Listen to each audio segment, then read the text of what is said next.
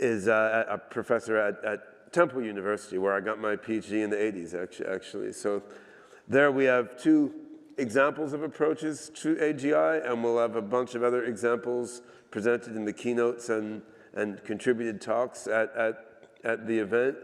One thing I think the AGI conference series has contributed over the years is a breadth and diversity of AGI approaches. And so if you look in the tech media, AGI is mentioned fairly frequently these days, and deep neural nets are very often the context. And in popular media, there's a common assumption now that deep neural networks, which of course most folks in popular media don't even know what that term really means, but it sounds deep and it sounds like the brain, so it must be good, right? But there's a sort of common view that deep neural networks are the default path to AGI, and it is very impressive what's been achieved with very convolutional neural nets, transformers, various neural architectures in the last 5-6 years, right? It's interesting. It's useful with my practical application developer hat on. I mean, I'm leveraging them for a bunch of different things, and my own intuition is that these systems probably will form modules or portions of the first true human-level AGI systems, although not everyone agrees with that. I also think, however, the confidence seen in some quarters that these particular methods are likely to be a substantial fraction of what works for the first human-level AGI systems.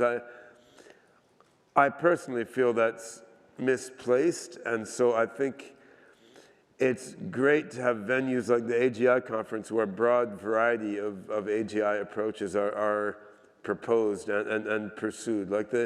While I have a strong intuition for my own research direction, we're still at a stage where we don't really know what AGI approaches are going to work. And we need to be taking an attitude of like, let's have open minds, let's try a variety of different approaches and develop a variety of different theories and do a broad set of different experiments. And I think the breadth is one of the big strengths that we have in the AGI conference, and I'm really happy to see that continuing. And I'd encourage everyone to, even if you don't have a strong technical background, dip into the keynotes and contributed talks that we're going to have on Sunday and Monday, and you can see a really interesting variety of ways of thinking about the AGI problem. So this is about how. I think no one knows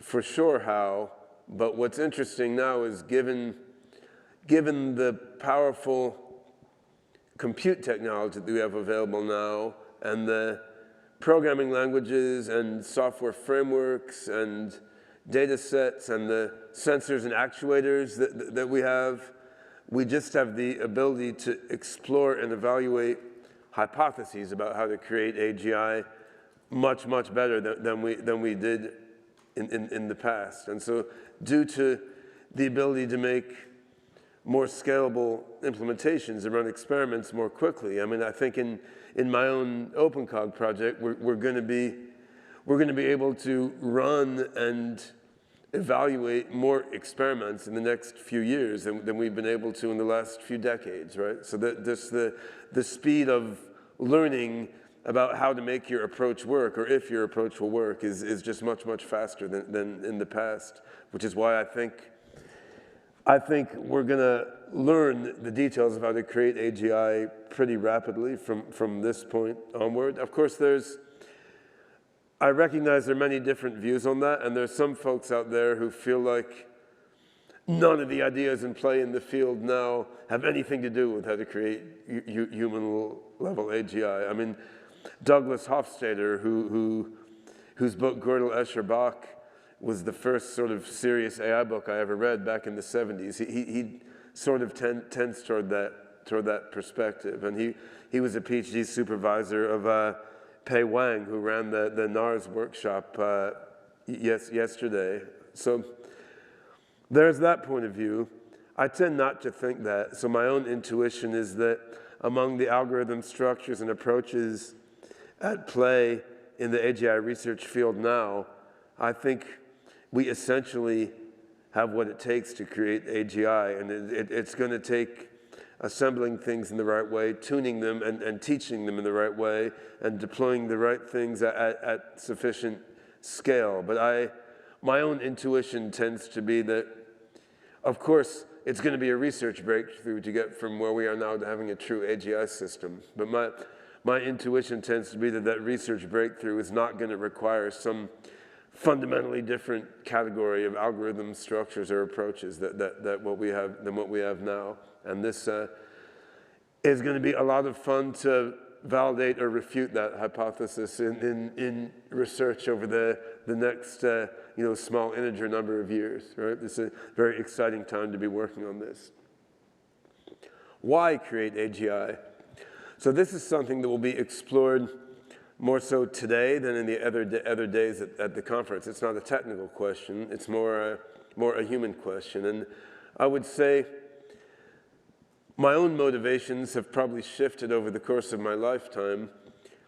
My initial motivations for working on AGI were really twofold. One is it's just a really, really interesting puzzle. I mean, one of the better ways to understand something is to know how to build it, right? So if you want to understand your own mind and your own brain, or just what mind and intelligence are, that's the ultimate head scratcher. And if you can figure out how to build an AGI, you're getting a lot of understanding of how intelligence works. So it's just a fascinating thing in that sense, right? And of course, as a tinkerer, I like to build stuff. I like to build weird bicycles and motors as a kid, right? So building a thinking machine, that's even cooler than building a 5-wheeled bicycle, right? It's a pretty interesting, just as a tinkerer who likes to glom stuff together and make it work, it's exciting.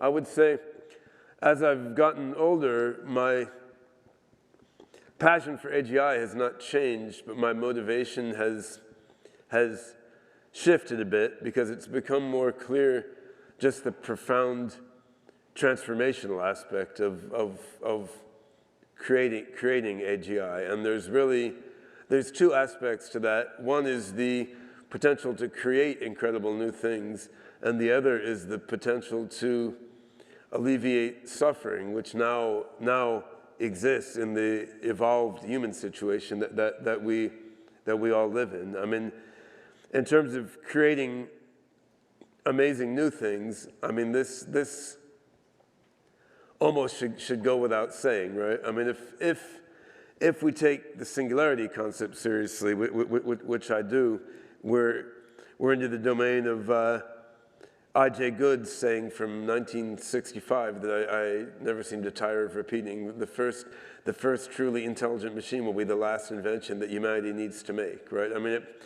seems that pretty clear once you get to a human level AGI, say an AGI with the general intelligence of the folks in this room, right? Well, it's not going to be too long from there to a massively superhuman AGI, right? Because we have only one Randall Cohn in the room right now and one Joe Shabak, one Linus Vepstas.